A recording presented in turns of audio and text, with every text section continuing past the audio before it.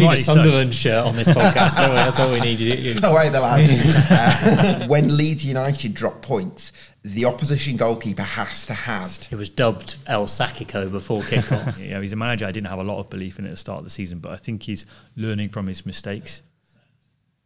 Sacked. He's gone. He's gone. Right. So the question I have for you two.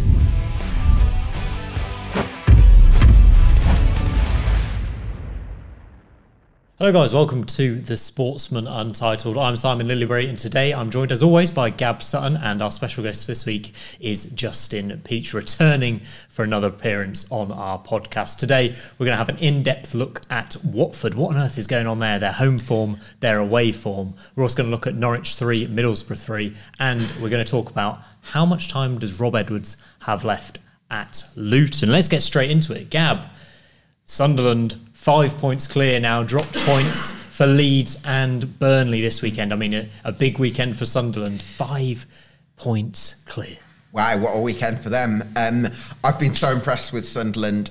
We've talked a lot, I think, about how strong they've been out of possession in terms of the pressing game. What really impressed me against Oxford United, where pressing probably isn't going to be as big of a thing against a side that's going to be expecting to compete, be towards the bottom.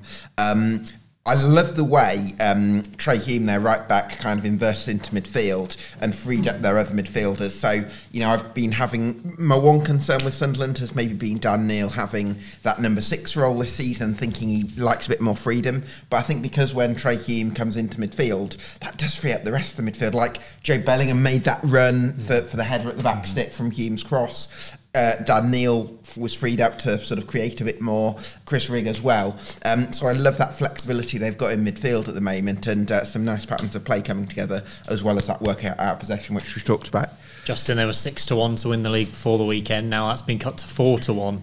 Beliefs growing around Sunderland. I know this was a pretty standard home win against Oxford you'd expect them to get, but moving forward, they're title contenders, aren't they? It's really hard to make a case of them not being title contenders, mainly because they've been so consistent and brilliant. I mean, Gab made the call at the start of the season, which I'm sure he's letting everybody know about at any given point. And we need a Sunderland shirt on this podcast, don't we? That's all we need. No way, the lads. Yeah, but rightly so, because it was such a good shout, and you know, he's fully justified at the moment. I know it's a long season, but every question that gets asked of them, they're answering. You know, back of a 3-game week, 3 tough teams that they've come up against. Oxford, for example, have been in every game that they played in, but bar this one, you know, Sunderland made them look second best and comfortably second best, which you can't say has been the case for Oxford this season so far. So as I say, the questions are being asked, they're answering them every single time. So as I say, it's making it very difficult to not consider them title contenders at the moment. Gab, a question I had about Sunderland before the season started was about the number 9 role, and Wilson Isidore was kind of come in. The goal he scored at the weekend was magnificent. Yeah. Do you have any concerns if he's missing, that they might be lacking that kind of focal point? I'm trying to find problems in a Sunderland team where there aren't any, by the way. I actually think I really like the Elisa Mienda, because actually if you think back to the start of the season around August time, it was actually Elisa Mienda who was starting rather than Wilson Isidore, and he kind of came into the fold quite late.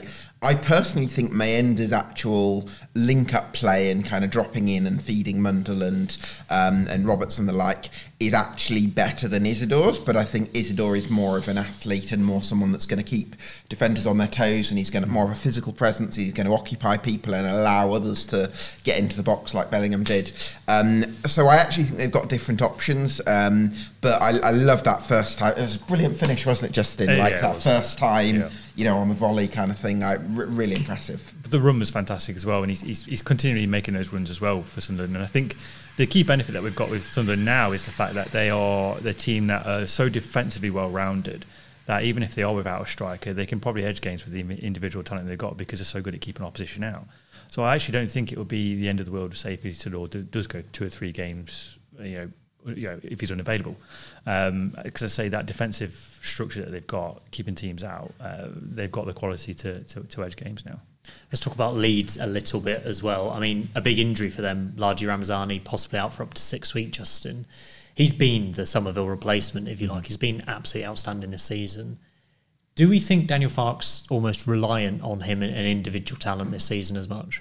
There's been a strong argument for the past season that Daniel Farke has been very largely reliant on individual quality. You know, look at Somerville last season. If the game's been tight, he's going to edge it. He's going to be the difference maker. I mean, I think you can make the argument that being the case with any team, that you're going to have an individual who's going to turn a game around. And maybe that's the case with Leeds. But I think because Leeds are Leeds, a lot of teams sit back against them. They're going to make it really hard, horrible to play against them.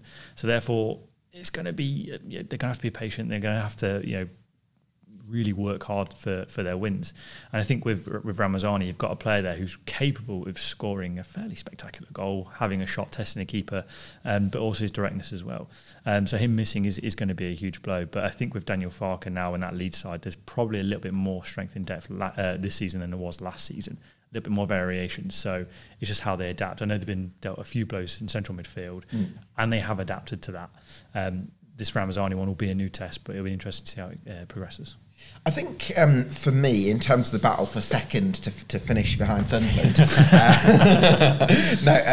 I think Leeds are streets ahead of Burnley, who we may come on to, just because when Leeds United drop points, the opposition goalkeeper has to have an absolute masterclass. Either that or the opposition have to score 3 goals from a tiny XG like Portsmouth did on the opening day at Ellen Road.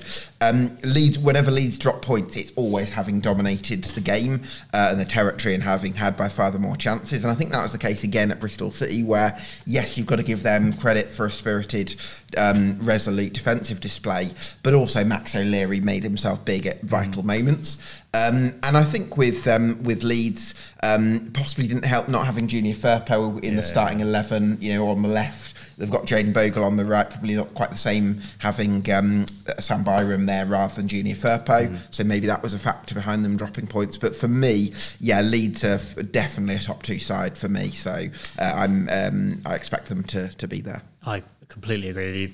Best team in the league for me, but we'll see about Sunderland, see how they stick out through the window. A team that's certainly not the best team in the league. Luton Town and Rob Edwards, I mean, 2-0 up at Coventry, lost the game 3-2. Bit more criticism coming in, and it seemed like Luton had turned a corner with beating Watford, should have beaten Sunderland or got something from that game. Now they've thrown away a 2-goal lead and lost 3-2, and it feels like the weight of the world's on Rob Edwards again. Yeah, the Watford win should have been a catalyst for them, and it wasn't, and it hasn't been. I know they largely played relatively well against Sunderland. Sunderland weren't at their best, but they still came out with the win. That's what good teams do. But with this Luton side at the moment, what I saw against Coventry on Saturday was a team that just looked defeated as soon as they came out for the second half. They retreated into their own half and just allowed Coventry to attack. Didn't press. It just everything that you need to manage a game. It just wasn't there. I think T Chong coming off as well was a huge blow for Luton in that game, because he was a key driver going forwards and getting Luton up the pitch. Him coming off I think was a game changer. But also I think Rob Edwards' inability to adapt to small tactical tweaks by Mark Robbins, Coventry manager, in game as well, was quite telling. So yes, I know you can point the finger at the players for not seeing the game through, but I think Rob Edwards has to take a fair share of that blame as well. Agree with that, Gab? Yeah, I look at Luton and I think when they set up the way they do with very attacking wing-backs and a front 2 and a number 10, you need your central midfield to be rock solid, because otherwise it's very easy for the opposing team to play through. And I just look at Jordan Clark and I look at I think it's Christ, the other lad in midfield. I just don't really see that kind of physical player that's going to break things up. For me, Marvellous Nakamba should be starting for Luton because I feel they just miss that bit of solidity in midfield to make sure that the balance of the team is on point. Absolutely. I mean, Robin's kind of matched Edwards up in this game, but moving forward, I think the criticism for Edwards has come in this one because he took off Adebayo, Morris and Chong, and you look at what they did last season in the Premier League and you think those 3 players should be running the show in the Championship. I think there's also maybe a conversation to be had about the impact that dropping down from the Premier League has had. These are players who would have got higher wages in the Premier League, probably had a wage cut. What's the attitude like? Luton are no longer the underdogs, Gab. They're expected to win games at this level and they're not doing so. Yeah, I think Definitely, there's possibly a psychological blow of the Premier League season not going how they hoped last season. I still think that they're a superbly run club. Lots of people there, like Gary Sweet, the CEO, like Mick Harford, Director of Football, that I've got a lot of faith in. Good analytics department. So I do think they get a lot right. But I'm just wondering now whether it's coming to a point. It feels as if every week Rob Edwards is sort of taking responsibility for things, and on one hand you kind of appreciate that he's taking ownership of his part in mistakes, because some managers don't do that, but I almost feel like fans feel like they've had a lot of that, and they feel like they want to see him actually make changes that really improve things. And we've not seen enough of that. And I think, if you're bottom 3 in August, it's fine. As you can correct that. But I think when you're in the bottom 3 in October, it's a bit of a worry. So I do think questions have to be asked. It was dubbed El Sakiko before kickoff. How long do we think Edwards has left? Well, we're running out of international breaks, which is always a good time to change a manager. We've got one left, so I think over the next few weeks will be quite telling. Because I think as well we've seen Luton look like they're going to turn a corner. They almost take one step forward and take 3 steps back, almost on a game by game basis. And I think that's the frustrating thing: that lack of consistency, the lack of or the ability to make the changes that they need to solidify themselves. For example, that's a big thing, because as Gab was pointing out, they're really, really leaky defensively, and I think that's a shocking thing about this Luton team. And I think as well the good things that we know about this Luton side over the years gone by is how hard working they are, how energetic they are, and they just look a complete shadow of what they have been over the past. I don't know if that's a case of Rob Edwards maybe being too nice, or maybe the expectation of the club coming back down to the Championship has impacted things. But there are a lot of mistakes being made on the pitch, and unfortunately that falls by the manager. So I think in terms of time left that Rob Edwards has, he's maybe staring it down at the power at the moment. It's a really strange one, because they've had such a core unit of players, not just there from the Premier League season, most of them have stayed, but the team that won the playoffs. So if it's the same manager and the same players, it's very difficult to understand why they're not performing. It's interesting, isn't it? Because if we look back to a few years ago when Norwich City won Championship title in 18-19, came straight back the following season, but then when they won the title again, they completely rejuvenated the squad and brought in lots of fresh faces. So I'm wondering, maybe there's a sort of rule of thumb where if you come back down from the Premier League relegated first season, you actually need to really renovate the squad and bring in fresh faces, because there can be a sort of draining effect of relegation, and it needs people to come in with that sort of fresh exuberance to freshen things up, perhaps. Well, I imagine if you're losing a lot of games in the Premier League, you do start to feel sorry for yourself, especially in the manner that Luton were losing games in the Premier League. They were quite unfortunate for a long time, and they were giving a lot of good teams really good games. They just didn't. But Sheffield United have started really well. That's the. But they've completely rejuvenated their squad. So there's a good argument to have there, and maybe completely renewing, or not completely renewing, but adding a lot of some fresh new faces redelivers optimism back into the squad. And that's maybe what this squad hasn't had. That's a great point. Yeah, that is a great point. Great discussion, guys. Of course, I've got to bring us to this question, which I'll just let both of you answer. A Cov back, Justin? I hope so, because I think on the podcast we predicted them to finish in the top 2, so maybe they can make that run. You're the reason for those expectations, all the Cov fans. I think the reason they got carried away. But I got carried away. I did get carried away. Mark Robbins is a manager I love a lot, and I think this game against Luton was a good example of why I respect him so highly, because changed to a back 3 pre-game. Half-time, realised things weren't quite working. Jack Redoney came on, had a lot more dynamic down that left-hand side. Victor Torp came on. Mark Robbins said, shoot a little bit more. He did, and he scored an absolute beauty. So you can just tell that there's a manager there who's, despite having really poor results, there's still fire in his belly. And whether or not they're back is another question. But I think the manner in which they won, turned the game around, is a good example of how good this Coventry team is. Because that second half performance, first half wasn't bad, by the way. They were fine. They were fine. It was very unfortunate to go in 2 goals behind. But the second half was just monumental, brilliant. I think there's a couple of priorities for Coventry. I don't know if you agree with this, Simon, but for me, one thing is getting Sims and Wright combining centrally in advanced areas, because when I think that was possibly their best performance as a duo so far this season, especially in that second half, and they can really impose themselves with their pace and physicality. And then also, I think keeping a settled 11, and I think that second half was possibly a template for Mark Robins in terms of how to move forward with Rodoni and Binks and the way they combine down the left.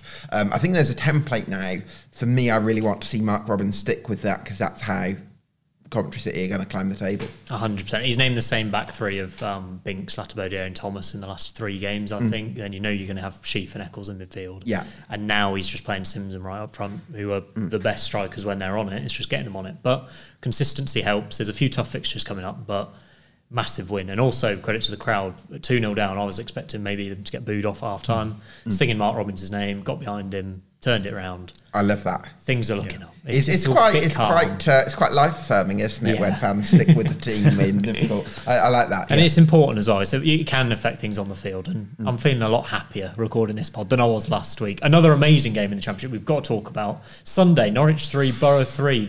One of the most bonkers games we've seen in the Championship. And Borja signs with 2 of the most amazing goals we've seen as well. Just there's telling of a player of confidence that Boy Signs has for that second goal, for him to pull that off, to turn as quickly as he does and just hit it on the turn and find the top corner. It's just unreal. And I think I predicted him to finish with double figures at the start of the season, which I was low-balling massively, because I'd be surprised if he doesn't hit 20 at this rate.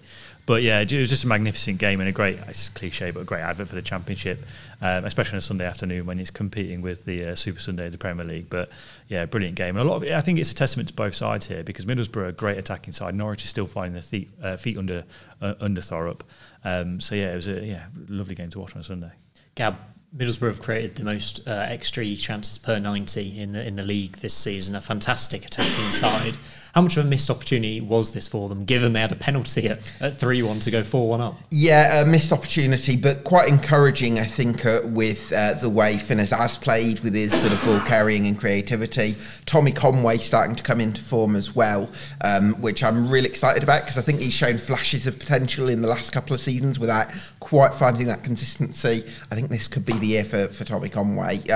So that's really exciting. I think they've still got defensive issues to fine-tune. You know, the likes of Dyke Steele possibly could have tightened up a little bit, so that's some homework for them for next week. But yeah, an encouraging afternoon. Hopefully they can start to convert this control and creativity into efficiency. Are they both, Norwich and Middlesbrough, promotion contenders this term? And if you had to pick, Justin, who are you having finishing higher? I would pick Boro at the moment, mainly because all the ingredients are there for them. I think Norwich is still going through a little bit of transition under Thorup, which is absolutely fine. You know, it's a new manager, a new style of play as well. You know, it's that transition from, I wouldn't say boring David Wagner ball, but very much a very structured team to one that's trying to play from the back, try and play through the thirds.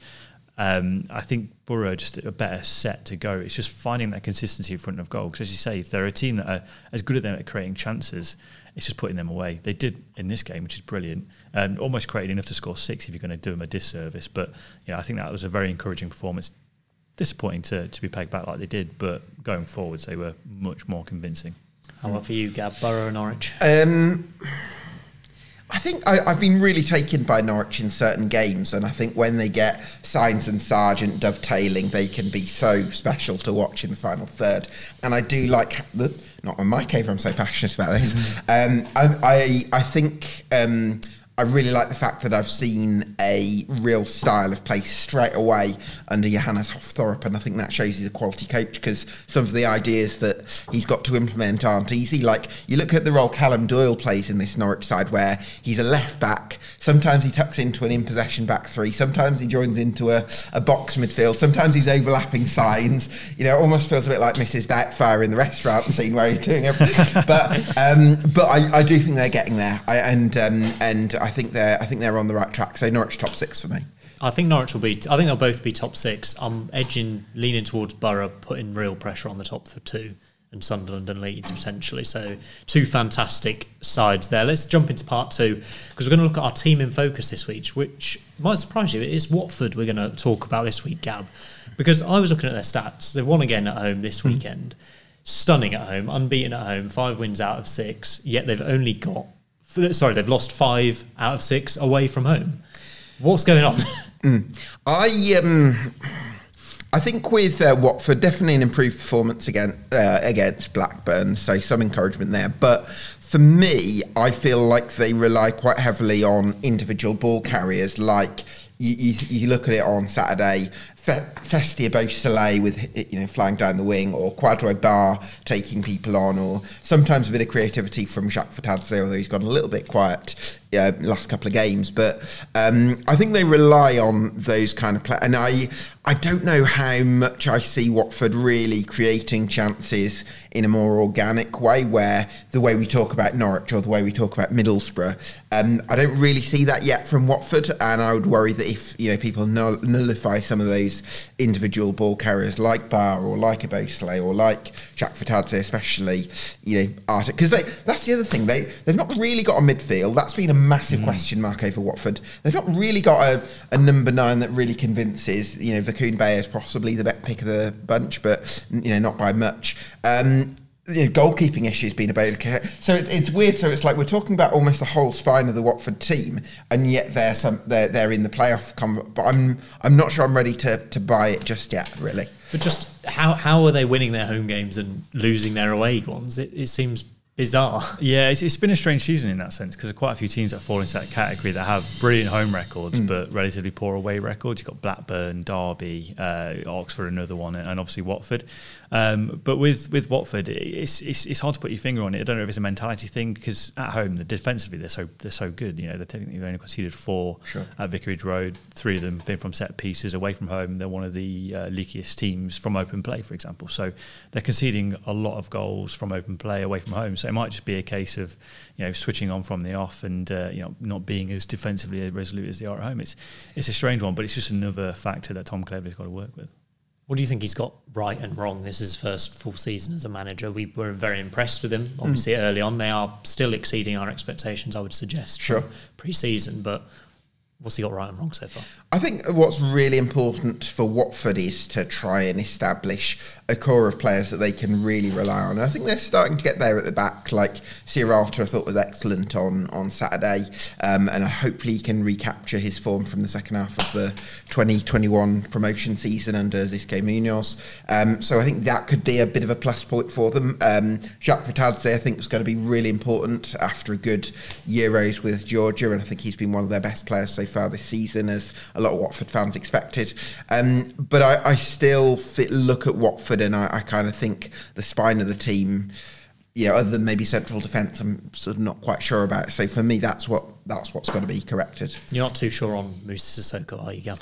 I think we've covered that one. Justin, for you, what do you think they're able to achieve this season? And do you think they're more likely to revert to the away form we've seen or the home form as we've... I mean, a natural balancing out of form probably will occur with Watford. I know they are lacking quality. I think that's one of the key things that Tom Cleverley has got right, is how he handled the transfer situation during the summer. He was dealt with quite a significant amount of blows in not being able to bring in players that he needed. So for Watford to be where they are now, I think is an overachievement massively. I mean, many tipped them to go down, including me. So for them to be where they are now is fantastic. But for them to, I think, finish around mid-table or lower mid-table would be a huge achievement for them. Whether or not they do that is another question. But I think if they can be in and around mid-table come January and maybe bring in 3 or 4 players that they need, like additional ball carriers, more athleticism in midfield, and maybe a good number 9. Difficult to do in January, but you can hope. Maybe they can start to believe a little bit more that they could finish a bit higher than mid-table, but I think pushing higher than that would be unrealistic at the moment. And it's the old joke with Watford, but we have to touch upon it. Do you think Tom Cleverley's more of a long-term option for them now, Gab? I hope they stick with him, because I think we're seeing clubs benefit from continuity a little bit, in the sense of you look at Michael Carrick at Middlesbrough and the time that he's been given to implement his ideas. I think it's really important that managers get the time that they need to see out the work they've got. I think Tom Cleverley's clearly a talented young manager. I think there's a lot of chaos behind the scenes at, like Gianluca Nani, for instance, sporting director at Watford. He's also sporting director at Udinese. And it's very, very sort of confusing. So for me, I think Watford just need a bit of stability there. It's classic buzzword. I know it's a bit of a cliche, but I also think it's true. You know, have the same manager in place and give them some chance to build a squad that they can move forward with. Yeah, I think one of the key reasons why it's working for Tom Clevy is because he's been at the club for a long time. I think if they'd have gone out and got a manager completely afresh, it wouldn't be as functional as it is right now. So I think because he's been there for a long time, he knows the club, he's aware of the situation, he's aware of the culture behind the scenes. I think that just really helped Tom Clevy. And we saw the connection obviously with the fans because they had that banner up at Vicarage Road for him before the game against Blackburn. Right, Justin, it's up to you to give us the lowdown on Derby right now. Unbeaten in 4, a few draws in there. December fixtures looking difficult, but how's it feeling and how's it going at Derby at the minute? Almost a nosebleed at the moment. It's a huge surprise. I mean, I didn't expect him to be doing or be this comfortable as they are now. And I think credit to Paul Warne. You know, he's a manager I didn't have a lot of belief in at the start of the season, but I think he's learning from his mistakes. You know, he's spoken a lot about the issues within the Blackburn game at the start of the season and how he's tried to right those wrongs quite often. And we're starting to see the benefits of that. Like, for example, away from home, Derby are starting to come out of their shell a little bit more. Maybe a little bit too reliant on set pieces, but when you're so good at them, you may as well use them. But I think as well as that, there's a really good blend of a balance within the play. I just think maybe we can be a little bit more on the front foot attacking wise in games. Only trouble with that, I suppose, Justin, is I look at somebody like Iron Cashin on the left. If you pull your left back really far up the pitch, Cashin in a 1v1 does worry me a little bit because he's not got... That's probably his one weakness in terms of the turn of pace. So you've got to be careful. I agree with you. I'd like to see Derby be a bit more positive and impose themselves on the road, but you've got to make sure that there's the protection there as well, I think. Yeah, no, I completely agree. And that's one of Cashin's weaknesses. It's probably one of those reasons why that Brighton never came back in for him. He was linked to them last season, for example. There are limitations, but I think with Derby, I think if they're going to progress and be a little bit higher, then maybe they can just exude a little bit more confidence going forward. So I think they've got the talent to do it. You look at Jerry Yates, for example, who's only got 1 goal this season. He should have more, and he has been a huge benefit to Derby, but we're not creating enough chances for him on a consistent basis. And again, Kenzo Goodman, he's been brilliant at getting him in advanced areas and picking teams off would be more beneficial, but he comes too deep for the ball sometimes. So again, I think it's just a mentality change and maybe taking a bit more of a risk, especially at home. Maybe away you can afford to be a little bit more resolute, but credit to Paul Warne for turning things. Do you mind me asking, Justin, what's the service into Jerry Yates been like? Because obviously when Warne's been a manager at Championship level previously, he's had Michael Smith, who's a target man. Jerry Yates isn't really that, but he's a tidy footballer, he's got good link-up play. Have you been able to sort of get balls into him, on the deck kind of thing? There's been elements of that. I think a key part of Derby's game is getting the ball into Mendes-Lang, getting him into one-on-one situations and getting balls into the box. And again, it's quite hard to say because Derby are very reliant on set pieces, scoring goals and creating chances from set pieces. I mean, one of the goals on Saturday, the goal on Saturday came from a set piece for Dejan Brown. But the service, was a lovely header, wasn't it? It was a brilliant header. Again, I think it's when you've got the likes of Marcus Harness in the team, maybe you can start to play through the thirds a little bit and feed Jerry Yates because he's a player who's better off on the turn, isn't he? Getting the ball in behind defences. We haven't seen enough of that of late, but again, I think the play is progressing at Derby as opposed to that being the only style of play. Have you seen enough now to believe you're staying up? Yes, I think I have, yeah. I don't want to be too confident, but I think there are 3 worse teams in Derby, definitely. I won't make you name them. I won't make you name them now. Pound for pound, who do we think is doing the best managerial job in the league so far? Gab? I would, Regis Lebris would be my obvious pick, but John Eustace is doing a great job, I think. For Blackburn Rovers to be in playoff contention, I think is a fantastic achievement. And he seems to be getting the best out of Todd Cantwell as well. He's a real flair player. Had quite a few years since that title-winning season with Norwich, but I think he seems to be coming back into his element. So, John Eustace for me. Brilliant. Yeah, Regis Lebris is a one I think I would point towards, mainly because of the fact is that he's come into Sunderland off the back of a really unsettled managerial situation last season with Mick Beale and Mike Dodds, and it was almost a big reset for the club. And credit to them for sticking by their philosophy of going for a young manager, a manager who works with young players. But I think actually the way they've transitioned into a defensively solid team and then getting really good attacking play out of the individuals that they've got, like Patrick Roberts and Romain Mundo, I think has been a brilliant turnaround. And again, getting the consistency out of the likes of Chris Rigg and Joe Bellingham. They're teenagers. I just think the ability to do that is, it has to be spoken about. It's brilliant. I think I'd agree with you, Justin. I mean, you have to. We all have Sunderland on this pod, don't we? I also think it's worth shouting out Paul Warne, Des Buckingham as well at Oxford. I mean, 2 teams who were promoted from League One could have well been in the bottom 3 at this stage. They're well clear of it. And Tom Cleverley as well. We've already spoken about Cam Brannigan still to come back for Oxford as well, which is going to be huge for them, I think. Absolutely. There's a number of free agents still available, and we're still away off the January transfer market. Gab, I know you've been taking a look at this free agent list. I'm doing some wheeling and dealing, Simon. I know. You get a tag. Who was it? Harry Redknapp? You've come up with a number of free agents who you might think could suit certain clubs in the Championship. Is that right? Yeah, I wanted to trial Ciaran Clark for Coventry. Bit of an experienced head, central defence, possibly shore things up. What do you reckon? I don't mind that. We're looking for that leader at the back. We're looking for leaders in the team. Central midfield, centre of the defence. You could plonk him in that. You could plonk him in that back 3, and he'd do quite a good job. And I think now we're playing 3 centre backs. Maybe we could do another one, so I don't mind that at all. I'm not sure it fits our model. I don't want to go back to the model about no loans or no frees, but I think he'd make a positive impact. So I quite like that. Yeah, and then the other one is Jake Livermore. I think there's going to be teams who need someone with a bit of bite in midfield who can kind of keep things solid. Was he at Watford recently? Was that his last club? Yeah. It's interesting that they could maybe do with someone like Jake Livermore. Yeah, it's interesting, isn't it? I could see Jake Livermore getting some offers. Justin, what do you think of those, or any shouts of your own? I've gone with Alzira Jahankabash. He's probably a name that's not been around these shores for a long time. He was at Brighton for a few years, but I think he's a player that I think is a realistic signing for a Championship club. I'm looking at a team like Swansea who lack depth in the attacking department, need a little bit more technical quality in that final third to edge games, because I think they've gone 9 hours without scoring a goal, for example, which is very unlike Luke Williams, a Luke Williams team.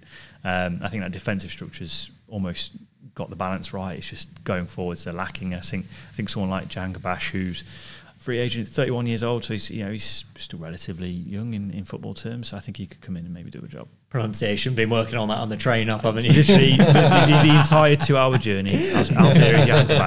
I was going to suggest Matty James, but he's gone to Wrexham in League One, so I think he would have been a good pickup for most Championship clubs, to be honest. Marlon Romeo, plenty of Championship experience with Millwall as a right back. I think Portsmouth had to play Terry Devlin, who's a midfielder by trade, at right back on Friday night, so Marlon Romeo's there could certainly be some moves to be happening over the next couple of months with those names we've suggested, I think. Right, there's a debate in the office going on. We're wondering which players or managers from the Championship do you think would be good alongside yourself in a pub quiz team? So it's a team of 5. Should we say 2 players and 2 managers per team for each of you? Okay.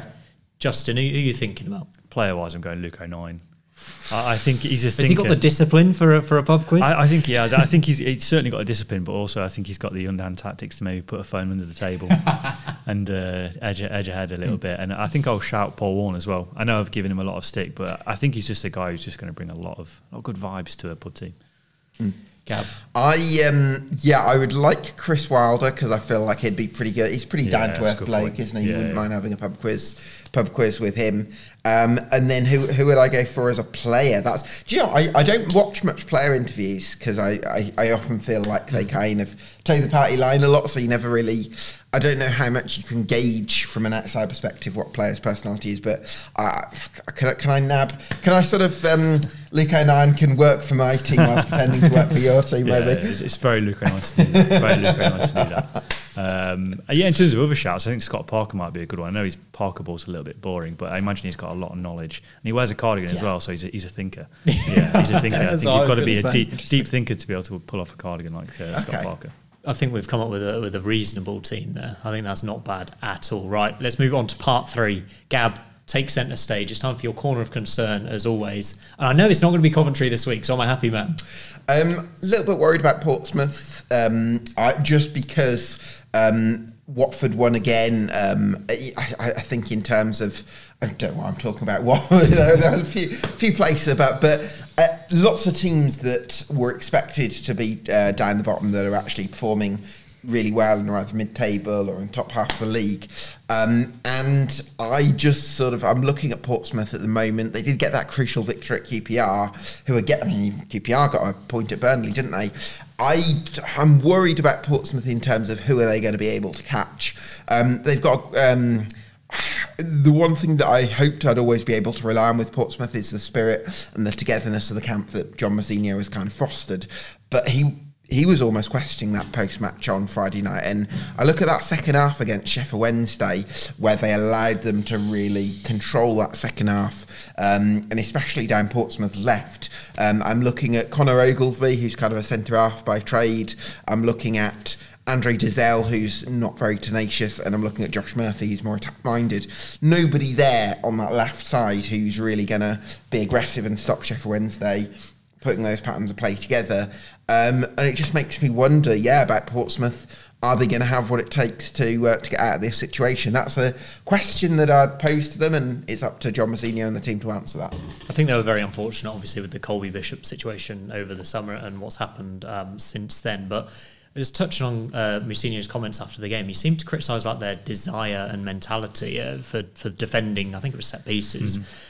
It was a bit of a strange move from Mousinho, but he's just got to try and get something out of them now, hasn't he? I think he's at a point where he's had to deal with a lot of injuries as well, which is a key thing. And obviously that run at the start of the season in terms of team opposition was a difficult one, but they're coming up against teams who are closer to them in terms of quality of players, so they should really be working them a lot more than they are. And I think Mousinho is right to call the players out, because he's a good manager. He showed that it was a very good title-winning campaign in League One, but that step up to the Championship is quite a big one. They just haven't made it yet. I think the key thing that I would point out is the fact that they look second best in most of their games so far this season, which is the worry. Is that a team desire thing, or is that a quality of the manager? I wouldn't necessarily point it towards John Mousinho, but maybe it could be down to quality of squad and also that desire to get those get the edge in games. Do you think it makes it harder for Mousinho that Oxford and Derby, promoted with them, are doing pretty well this season? Yeah, I think with Oxford United, the fact that they only got promoted via the playoffs, and they had 4 months at the start of Des Buckingham's reign where they couldn't find their form and injuries affected them. I think it's kind of eliminated complacency for Oxford, whereby they've been very active in how they've recruited, as well as possibly helps that, Mark Harris started the season in really good form and things like that. But I look at Portsmouth and I think you're still looking at this thing. I think they're missing a real defensive linchpin at the moment at Portsmouth. I'm not sure Tom McIntyre really convinces me. They have got Regan Fulpit at the moment, but they're missing Conor Shaughnessy, who was so important last season. Yeah. There's areas like that. For instance, Marlon Pack, for instance, they probably trusted to do a job in the Championship because he's done it before for 6 years or whatever it was with Bristol City. But actually, he's possibly struggled with the mobility or the pace of the Championship. Lots of areas where I think they possibly trusted to some extent the squad that they had that won the League One title, and it's actually possibly cost them. So I think they're going to need a big January window to turn this around. Yeah, I think the key thing as well with Portsmouth, I know I pointed out that they've been second best in most of the games, but they haven't been a terrible team so far. I think when you compare them to someone like Rotherham last season, who were distance-wise, the worst team in the division, I don't think they've been the worst team in the division so far this season, or comfortably worst team in the division. So there's certainly room for them to grow. It's just finding that balance, and obviously finding the getting into January and being within touching distance of the of outside the bottom three. I think the worrying thing really for John Mousinho is I think QPR will start to turn a corner under Cifuentes. We're seeing glimpses. Cardiff have turned a corner under Omar Ritza. Yeah. Hopefully he gets a full-time job, because they've looked brilliant in recent weeks. So there are teams that are down there that are probably going to start looking up. So I think that's the key worry there, is that might create that distance between them. And then are Derby or Oxford going to... are they going to slide down the table to kind of even it out a little bit and give Portsmouth a bit more of a chance? But I mean, I suppose we're talking about January, Simon, with regards to Portsmouth. We've still got 2 months to go until then. Free agents, they need to start looking at them. Yeah, free agents is a great shout, but that's the thing. It's like 10 weeks of the season. You can't you've got to try and get some results now between now and January, and then it might be able to help you. But sometimes I see teams put all their eggs in the January basket. They're not able to find solutions until then. And then that actually means that by the time January comes, they're already dead and buried. So Portsmouth, they've got to try and find a formula to get some points out in the next 10 weeks. Absolutely. Before we come to your Championship treble, Gab, I believe producer Seb's just told me that Eric Ten Hag is leaving Manchester United. Is that right, Seb? Sacked. He's gone. He's gone. Right. So the question I have for you two, which Championship manager currently in a job at the moment would be the best Manchester United manager? It's not going to happen. But if you got to pick a Championship manager to take the Man United job right now, who would you pick? I'd weirdly go for Chris Wilder. I just think someone who's just going to go in and completely change the culture of a football club. I think Chris Wilder's probably the right man. Again, I know I've criticised him, but I think he's done that at Sheffield United this season. I don't think the players will enjoy running as hard as they have to under him. So maybe Chris Wilder. Interesting.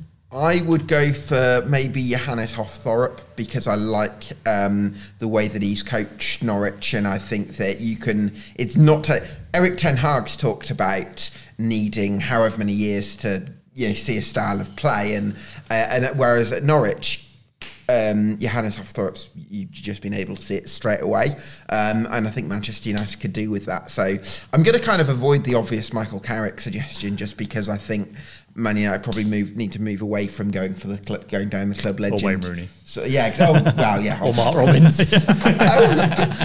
good knowledge. The Championship's just littered with former Man United players. Yeah. It seems. I was going to say Thorup as well, given what we've seen so far. But maybe I'll say Danny Roll because I still think he's a really good manager. Oh, I love Danny Roll. Yeah. Still think he's got what it takes to manage a Premier League team.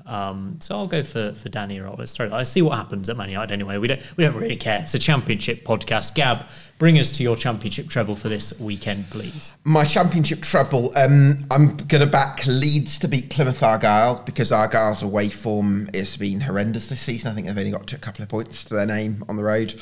I'm going to back Sunderland to win at QPR.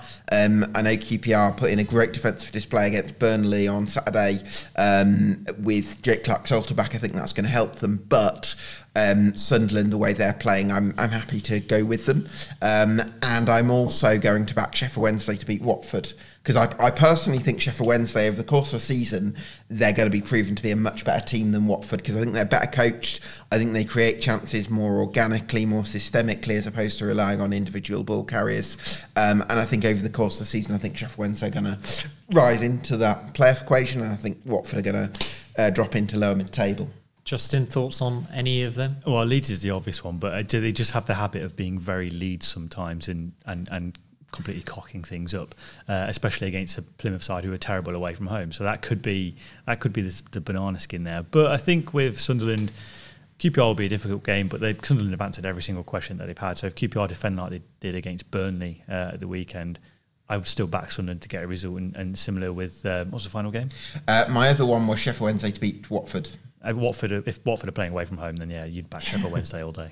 As we've already discussed, terrible on the road. Right, we're going to look ahead and do a little preview for 3 fixtures coming up this weekend. Luton versus West Brom on Friday night. Seems like an exciting game. Justin, let's start with you. You think Edwards has got until the international break? What if they lose this one? Well, yeah, maybe if the Eric Ten Hag sacking has anything to do, it might spark another one. But I think it's a really important time for Rob Edwards to start answering some questions. And I think with this game coming up on a Friday night, it might be a good time to do it under the lights as well. So it's one of those things where you've got to get into that next game as quick as you can, especially after dropping a 2-0 lead. And I think with this week gap, it probably allows things to calm down a little bit, which is almost a contradiction of what I just said. But I think with Rob Edwards, as I say, just allows things to settle down a bit, get on the training ground, get drilling the defensive structures a little bit better than they have been, and go from there. West Brom have been, I'm going to say, they've been pretty boring lately, Gab, to be honest. They're not scoring many goals. They don't concede any. We know they're set up defensively brilliantly. How do you see this one going? I think West Brom have got a bit more balance about them than Luton. So I think West Brom are going to nick a 1-0 victory. I love Rakic in midfield for West Brom. He's got great vision, hasn't he? So he's really impressed me in the last couple of games, even though they'll be disappointed to have dropped points against Oxford and Cardiff. On board with a 1-0 away win, Justin, or something else? I mean, considering Luton are in such poor form or inconsistent form as they have been, West Brom away from home are brilliant as well. And as I say, they'll probably more likely to keep Luton at bay than anything, and maybe nick a goal as well. So yeah, I'd be backing that one.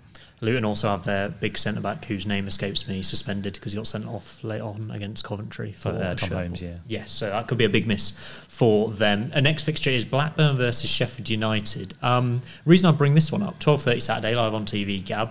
Rovers unbeaten at home. Sheffield United have lost their last 2 away games without scoring. On balance, you'd say Sheffield United probably is a stronger team, but that home record's really impressive.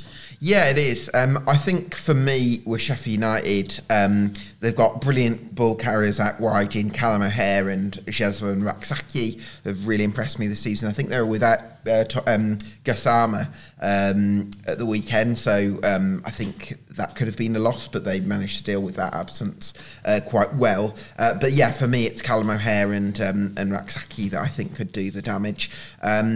I'd be curious to see actually who Blackburn Rovers have played at home, because off the top of my head, I think it's possibly been quite favourable home fixtures, maybe. Derby and Oxford, I think. Derby and Oxford, yeah. So maybe it's been on the more favourable side of the spectrum in terms of home games, and that could level out a bit. Yeah, it's a good test for John Eustace and his Blackburn side, because as I say, I think they have had a fairly decent run of games up until now, which I wouldn't take anything away from their start, but it can help you quite massively, and this Sheffield United one will be a huge test. And I think it's a big test for Chris Wilder as well. If they're going to be in that top 2 conversation for the season, they do need to be winning games. I think one criticism you can have of them as well is they haven't turned a lot of their control into convincing attacking play yet. I mean, Kiefer Moore hasn't been as free-flowing with the goals as he has been at his previous clubs. Callum O'Hare, whilst with the ball, has been impressive. Again, you can question his ability to create chances consistently as well. Raksaki has been the key variable for me, who's been unplayable at times, and I think if you can get him in the game as often as possible, he's going to hurt. But O'Hare, when he links up with Gus Harmer, I think it's a different kettle of fish, because they combine so well and they've got that understanding. Absolutely, and obviously that Coventry link does help as well with that. But I think with him at times, I do find myself wanting a little bit more. But do you think, sorry to jump in, do you think Kiefer Moore fits in this Sheffield United team? Because when I watch them, they've got these creative players we've just mentioned, O'Hare, Hamer, Raksaki, Arblaster, some amazingly technical players, and then it feels like Kiefer Moore's just up front, and that's it. It feels like they'd be better with a more Josh Sargent, a Josh Madger type forward. I agree with that. I feel like with Jezza and Raksaki and Callum O'Hare, and even Hamer when he's available, they could possibly do with runners ahead of the ball, so that if you're a ball carrier, what you want is someone taking a defender away that way, someone taking it, and you can kind of go through. With Kiefer Moore, they don't really have that. I think they did start Campbell last time out against Stoke, which gives them a bit of that. I think on the left it's less of an issue, because whether it's O'Hare on the left or Hamer and O'Hare sort of in the 10, they've got Harrison Burrows who likes to steam ahead, and there's a bit more of that sort of pace ahead, if you like. But that's the one thing maybe, if they had a striker that was constantly stretching defences, I think that might come into the O'Hare conversation, where it might help him create a bit more. Yeah, it's a weird one with Kiefer Moore, because I mean I love him. I think he's a brilliant striker at this level, and he just seems to score goals wherever he's at. But it's almost like he'd be much better suited to Chris Wilder teams of old, because this team's not as direct as those, and as well as that, they're not putting in as many early crosses as previous Chris Wilder teams. And he's a player that I love, but Gab's absolutely right. If they have the player stretching play a little bit more, you might see a little bit more of that quality attacking play. Let's come to the score prediction then for Blackburn versus Sheffield United. Gab, I'll let you go first on this one. Blackburn, Sheffield United, I will go for 1 apiece. I would agree. I think it'll be a tight game. I really do. So I'll go with 1-1 as well. I'll go 2-0 Sheffield United, because we'll see what happens with Blackburn, but they've had a very good start. And our final game to have a little look at is Hull versus Portsmouth. Mourinho, bottom of the league, needs a result. Hull, kind of hit and miss at the moment this season, aren't they? A little bit. Yeah.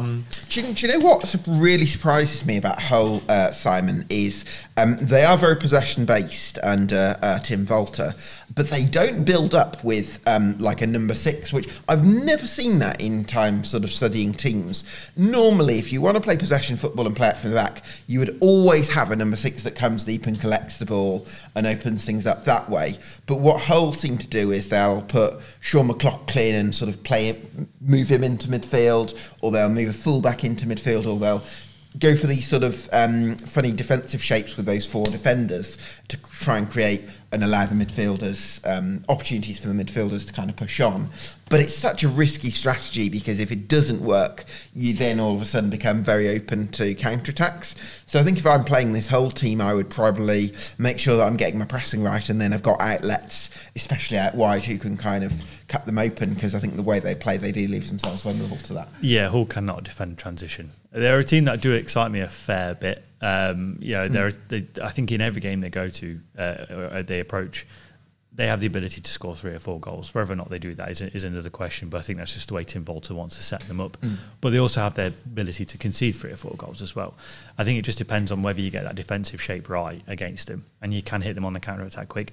I don't think Portsmouth possess the athleticism to do that, which is why I would favour Hull in this game. But at the same time, like you pointed out, Simon, Hull can be very hit and miss. So it's whether or not this is going to be a hit game or a miss. It feels like a big kind of marker for Portsmouth. This is an away game in the Championship, which are always tough. We're not expecting them to go there and win, but if they can get something and try and build on it, could be a positive. So let's finish with the score predictions. Gab, Hull Portsmouth, what are we thinking? Hull Portsmouth, I'm going to say 4-2 Hull. Whoa.